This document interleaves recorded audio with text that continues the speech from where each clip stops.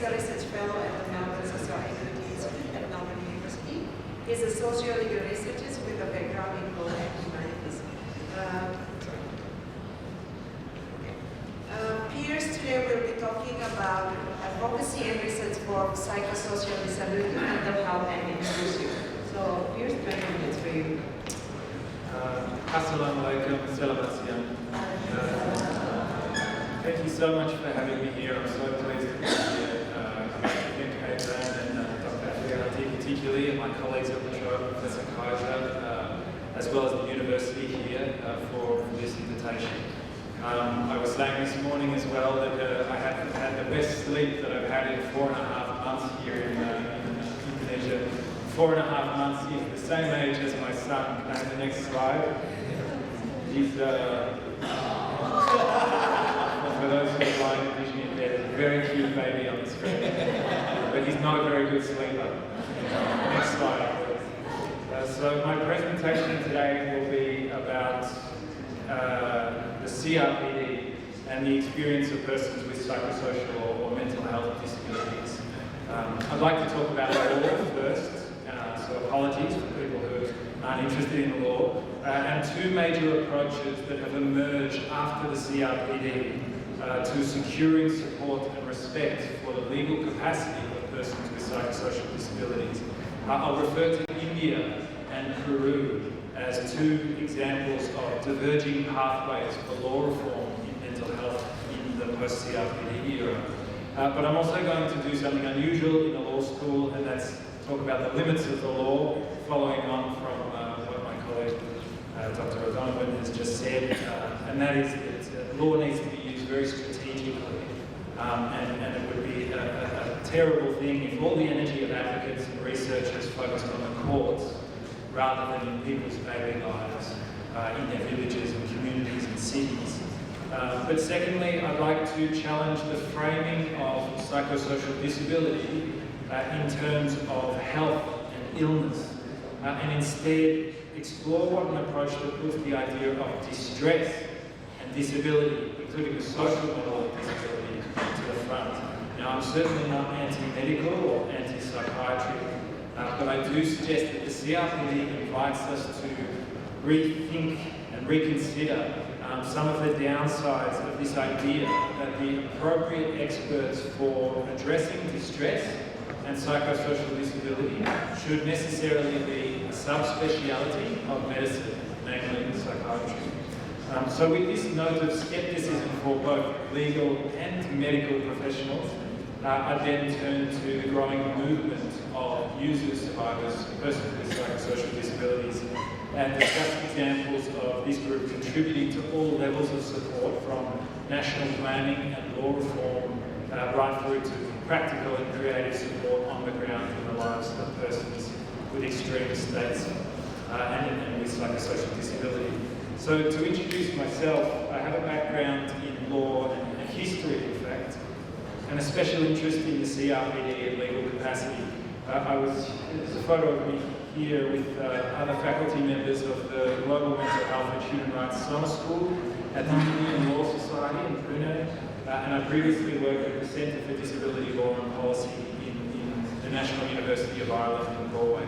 And when I was there, I was working with DPOs who were in the Balkans, in Eastern Europe and in Turkey, working specifically on mental health and guardianship law reform for persons with intellectual, psychosocial and cognitive disabilities.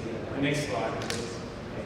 My first book examined the role of the Convention on the Rights of Persons with Disability in mental health law and policy, and I've been doing some work recently with the Special Rapporteur at the UN for the rights of persons with disabilities, looking at empirical studies from all over the world on alternatives and ways to reduce and prevent coercion against persons with psychosocial disability, namely forced treatment, deprivations of liberty, and so on. So all that's really just to say that my reflections come from this background, focusing on mostly high-income countries, and so I very much welcome your comments, like Darren, on the Indonesian situation, which I'm only beginning to learn about. The next slide, please. So first to legislation. The first thing I would say about mental health is that it is intensely political. It's often presented as a neutral medical issue, merely requiring more health resources. But I would say that this is misleading, and it would hide how intensely political mental health is. There are major disagreements and disputes everywhere you look in the mental health context. Is it a brain disorder? Is it caused by poverty and adversity? Is it a genetic condition? And so on. All of these are under dispute. And one major source of controversy in relation to the CRPD is whether it is ever appropriate to treat and detain a person against their will when they have a severe mental health or condition or mental distress or disability, and whether it's ever appropriate to do so. And this disagreement, a source of contention, even appears within the UN itself. So my interest is in human rights, so I'll speak about the UN briefly. But on the one hand, the Committee on the Rights of Persons with Disabilities, which helps states to interpret the CRPD, says that there should never be forced treatment, never, or deprivation of disability, of liberty based on disability. And this is made clear in their general comments. On the other hand, the Human Rights Committee has indicated that coercive practices or involuntary treatment under certain circumstances can actually protect human rights, particularly the right to life of persons who may be at risk of suicide or something. So this view is shared by the European Court of Human Rights, as well as many governments who have signed up to the CRPD. And to illustrate these two broad camps, I'll talk about two law reform initiatives, the first in India and the second in Peru. Next slide, please. In India, the Mental Health Act was introduced in 2008, or it came into force, and it's described in its opening paragraph as an act to provide for mental health care and services for persons with mental illness and to protect, promote and fulfill the rights of such persons. The Philippines have introduced a law that's very similar, and already you sense the rights-based framing, which is confirmed by the government's readings, the parliamentary readings, which position the Act as a step towards compliance with the CRPD. However, the Act has one crucial, indeed, it's the defining reason for the Act, and that is to treat people and detain them against their will in very certain circumstances, namely when they pose a risk of harm to themselves or others and they are deemed to lack mental capacity. So there are innovations. Individuals can make advanced statements, they can set out what they would like to have happen in a crisis, and they can nominate a support person who can assist. But essentially, the law is a reiteration. It's the old style of setting out a certain time that restrictions can occur. And the drafters essentially take the same line as the Human Rights Committee. Remember, in opposition to the Committee on the Rights of Persons with Disabilities, namely that forced treatment is needed in some circumstances. But if we turn to Peru, you can see a very different approach. This new law was introduced as reform of the Peruvian Civil Code and Civil Procedure Code in 2018, so the same year. The main features of the law is that there is absolutely no restriction on the capacity of persons with disabilities. And this would apply to all levels. We heard yesterday about restrictions on legal capacity of women, for example, who can be divorced on the basis of a disability, and persons with intellectual disability being denied the right to vote. So this would cover all of that. No restriction on legal capacity allowed. And the Code expressly states that all persons with disabilities have full capacity to exercise their rights on an equal basis with others. It's only persons in a coma who are completely unconscious who can have their capacity restricted. And there are also other exceptions for people who are alcoholic and also prodigal. So these are some other ones, but they're not to do with disability, per se. Second, the code specifies a very wide and flexible option for support. And the general rule is that the support is chosen by the person themselves. Third, there's the possibility of court-ordered provision of support by the request of any person, but it reportedly, sorry, hold on one second. The court can only order support when a person is unable to manifest their will, unable to express what they would actually like to have happen. There are safeguards, as there are in India, but in India it would be a mental health tribunal that would oversee the decision of the doctor to see whether it was appropriate and in accordance with the law. But in Peru, the provision of safeguards is to ensure respect for the will, preference and rights of the individual. So instead of putting the safeguards into a specific mental health tribunal, the safeguards are to make sure that the person can express their will and preference and have that respected. And finally, the code obliges the judge, and this is quite interesting, to take all necessary adaptations, adjustments and accommodations that are necessary to ensure the expression of the will and preference of the person with disability. And the final resolutions of the court must be delivered to persons with disabilities in easy English, or in easy to read format. It's in Spanish. In some ways, these laws aren't comparable because in India the focus is strictly on mental health, whereas in Peru the focus is much broader to all persons with disabilities. That could be persons with brain injury, Alzheimer's, and intellectual disability, as well as psychosocial disability. But what I'm saying is that they reflect very different pathways that are emerging from the CRPD in relation to mental health in the years since. And interestingly, and this is my point about scepticism of law reform, in both countries, DPOs came out and said that law is only one part of the picture, and that sometimes it's a very small part of the picture. In India, Dr. Brawijaya, who is a user advocate, actually pointed out that the new mental health bill will only really apply to the upper middle class, which was about 7% of the population, in other words, in cities. 93% of the population, she indicated, who were in mountainous regions, in rural areas, would never come into contact with a health system and a psychiatrist, let alone a court or a tribunal. So it's important to remain very wary of the extent of that law reform can really deliver changes to the everyday lives of persons with disabilities. Can I have the next slide, please? And turning now to the medical profession, perhaps the most prominent actors on mental health and development in middle and low income countries, as far as I understand, is the global mental health movement. Some of you will be aware of the global mental health movement, which really started with psychiatrists from the global south who were trained in the global north and then sought to address what they saw as the mental health treatment gap in low and middle income countries.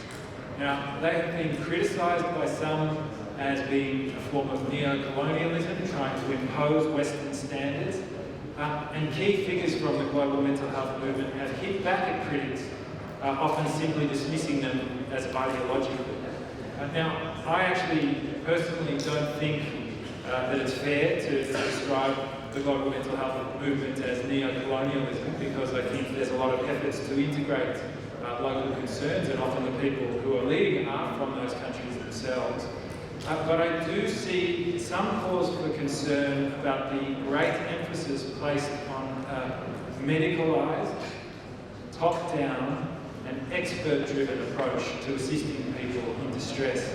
The idea of scaling up, this idea, have you heard of sort of getting up from the micro to the macro level, is something you hear a lot. And I don't mean to reject these kinds of aspirations, but I do fear that introducing standardised packages of mental health care without a full understanding of local policies, local conditions and local concerns seems to me almost certain to fail. And I was learning yesterday about the over 700 languages here, the thousands of islands And so I would be very interested to hear of people's reflections on the impact of the global mental health movement here. So instead of focusing on the imagined successes of psychiatry in Western countries, I'm more inclined to agree with Nicholas Rose, can I have the next slide, who argues that any attempt to address mental distress in the global south needs to learn from the failures of psychiatry in the global north more than from its imagined successes. Many of our laws and policies in Australia come from a long tradition of institutionalisation in which people with mental health conditions were put into large-scale institutions. Now, I don't think that's the case in many parts of Asia, and so there is a really unique opportunity to really skip the mistakes and to identify how contemporary laws in countries with a long tradition of institutionalisation reflect some of those earlier concerns. And this concern with medicalisation of distress is certainly not mine alone. Can I have the next slide? In fact, one of the arch proponents of the global mental health movement himself made the following statement. There's a photo on the Vikram Patel, a psychiatrist who wrote that the increasing emphasis on a biomedically oriented mental health care as the primary solution to these problems has been one of the major failures. And he further argued that efforts should target the outcomes that matter to people rather than psychiatric symptom reduction. So the focus should go beyond a biomedical construct in his view, and instead, he writes, address the practical social determinants and consequences of mental disorder. And in my view, and in accordance with the Convention on the Rights of Persons with Disabilities, there is one group that is uniquely positioned to both identify the localised social and personal dimensions of distress, which brings me to my final point. Next slide, please. So I'd like to turn now to the expertise and the potential role of persons with psychosocial disability and those who've come through experiences of profound distress in shaping the future of psychosocial disability support. Interestingly, in Africa, the Pan-African network of users and survivors of psychiatry has recently changed its name to the Pan-African Network of Persons with Psychosocial Disabilities. And a similar move has occurred in India. And this name change was not just a statement that they preferred the term of the Convention on the Rights of Persons with Disabilities, but it was also an effort to say that psychiatry should not be the defining support structure for people with psychosocial disabilities in Africa. And they were concerned that the psychiatry that they saw was characterised by coercive conditions, even where there is no lawful intervention. So extensions of this type of psychiatry, again, I'm not saying all psychiatry, but by any means, is not appealing to the members of the Pan-African Network and others like it in the global south. If I can have the next slide, please. Here are some leading figures of the rising movement of persons with psychosocial disability. There are photographs of 3 women on the screen here. You'll probably recognise Jenny Rosatellayanti there at the top, and there's Janice Cambry from the Philippines, and Dr. Bhargavi Davar from India. These representatives and their respective representative groups are driving very creative, practical solutions and programs at the local level. And they've generally called for measures to help people articulate distress in their own terms, according to their own personal biographies, and the particular adversity that they face. And that typically includes poverty, exclusion, and violence, and other forms of adversity. And most forms of distress are tied to these experiences. So they argue that these matters are not best addressed by medicalisation, but by low intensity, committed social supports for individuals, but also for families and for communities. I really enjoyed listening to Ms. Sumiyati from Jakob present yesterday, and it was really amazing to learn about what I understood was a social worker-driven initiative that not only sought to focus on the physical well-being, but also people's spiritual and social well-being. And importantly, they assisted the communities and the families in which these persons emerged to become more accessible. So I'm arguing that legal and psychological and psychiatric professionals, where they're involved at all, need to be there in a facilitative role, not in a dominating role. So I'm coming to the end of my presentation, and I'll just end with a summary of my points. So the first is that there are limits to a legal focus, but I would urge you to follow the developments in Peru and other places, and that it is possible for an attempt to try to create universal legal capacity for persons with disabilities, rather than having laws that create exceptions for people with disabilities. And secondly, mental health and distress and psychosocial disability is intensely political, not merely a medical matter to be solved with more treatment. It's a personal and social crisis, closely tied to the reality of people's lives.